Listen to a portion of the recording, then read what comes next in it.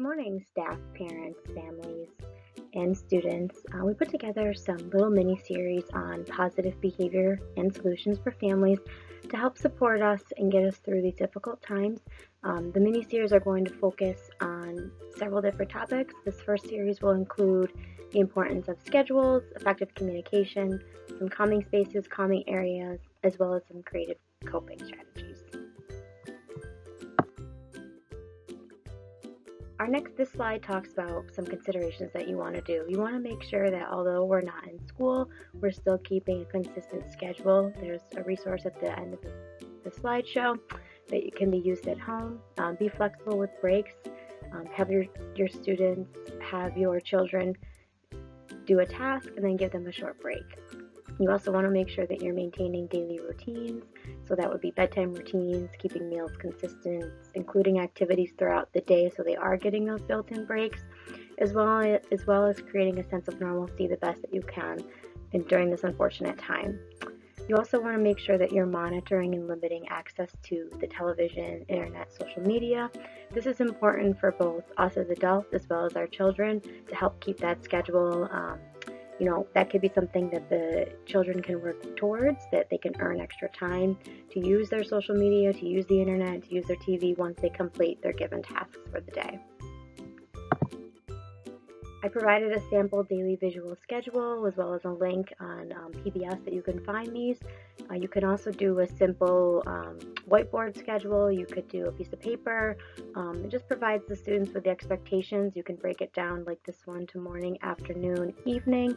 It allows them to know what they have to do and keeps that consistency and keeps that routine for the children.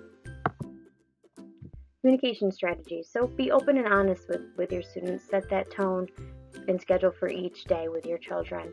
We want to make sure that they know the expectations and that we're reviewing it each day with them. So when they wake up in the morning, have that schedule there, review what they need to do. Provide check-ins with your child throughout the day, as well as if you have opportunities to reach out to your teachers to ensure that consistency is there for what the expectations are while the children are home during this time. Use open-ended questions. So rather than just asking them, how's it going? Ask how you're feeling. How can I help? Try to avoid and limit those yes/no questions. It allows for more communication and allows for them to possibly start that conversation of how they truly are feeling or ways that you can better support them. Offer reassurance. So especially during this difficult time, there's a lot of uncertainty as to when are we going back to school, what's going to happen, when can we go to our friend's house. But just remind them that you understand their frustrations, that you're in this together, and making sure that you're validating them using phrases such as I hear you, or it's okay to feel that way. Try to limit those I know how you feel. Sometimes it's a common mistake that we all do because we want to understand and we want to let our children know that we understand how they're feeling, but sometimes we can't always explain if we have those children that are smart enough to ask us how. So try to validate by saying it's okay to feel that way, I hear you, I understand what you're saying. Create calming spaces. This is a space that you guys can create together. You can take time to talk about feelings and emotions that if they are feeling that there'd be an appropriate time for them to go to this space. It can be an area with just a simple bean bag, making sure that you also, if you are able to, you can put some different items to help them calm when they use that space. Even if they just want to take a 5-minute break from work because they're frustrated, that would be a great space for them to go to. It doesn't have to be their bedroom. It could maybe be a little nook in the house. And think about what could be removed to help make it more calming. So is the space more quiet? Are they going to get a lot of different sounds? Is there maybe smells if it's near the kitchen that they might not need, that might not be able to help them settle? And make sure that you declutter and pack up items that are no longer needed or effective in that area. Here's some different examples of calming spaces, as well as some visuals that can be put in there. You could do a calm down board, which is step by step, so encouraging them. They feel frustrated, they feel upset, they can take deep breaths, they can use one of the sensory items or object that you put in there, letting them know, hey, I'm not ready yet, and maybe I need a few more minutes. You can have a timer in there.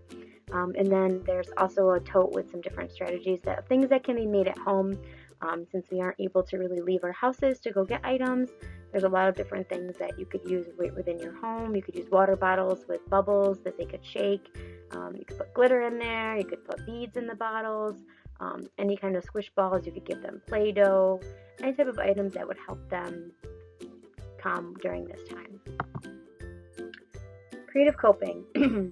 You can use a mood tracker to identify their feelings. So this could be a simple sad face, smiley face, frown face, happy face.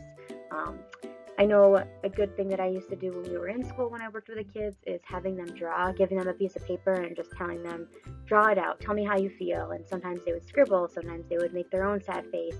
And then it helps lead into conversation rather than just sitting across from one another. As they're drawing, they start to tell you why they drew that, and then that leads to them telling you how they feel and what they put on the piece of paper. You can also practice some breathing exercises such as mindfulness. There's examples that can be looked up on YouTube. There's the 1-2 ratio of inhaling and then taking a deep breath in, taking that exhale out. And then there's also the 4-7-8 breathing exercises, which could be found on the internet if you're not familiar with those. Coloring pages from the internet, worry stones, or coping bracelets. This could be a nice activity that you do together with them. They could go find a stone outside. Maybe you could paint it, and you could write different feelings on them. So if they're feeling sad, they could get that. If they're feeling excited, if they're getting happy, as well as coping bracelets that could maybe be a nice art activity that could be done together that they can wear as a reminder that everything's going to be okay, or they could maybe touch it if they need it as a sensory item. There's also social stories that can be done. There's examples for Carol Gray online, which I provided in a resource at the end of the slideshow, as well as some yoga exercises that could be done with everyone together. And here's just some examples, a coloring sheet that could be done. There's a breathing activity, so you breathe in for 3 seconds, hold for 3 seconds, breathe out, always remembering to inhale then exhale, and gentle reminders of strategies that we want them to have. So if I'm feeling mad, I hit. So rather than doing that, I need to have gentle hands. They could ask for a hug or a squeeze, reminding them that they can just stop and think before they act. And here's the links for the social stories by Carol Gray, as well as some visual schedules that could be used on the PBIS website. I hope this is helpful, and please look for the next few series that will be coming out. This is the first of 5, and again, I hope everybody is staying healthy and safe, and reach out to your teachers, reach out to the staff if you need anything while you're home. We're all here to help and work together to get through this difficult time. Thank you, everyone.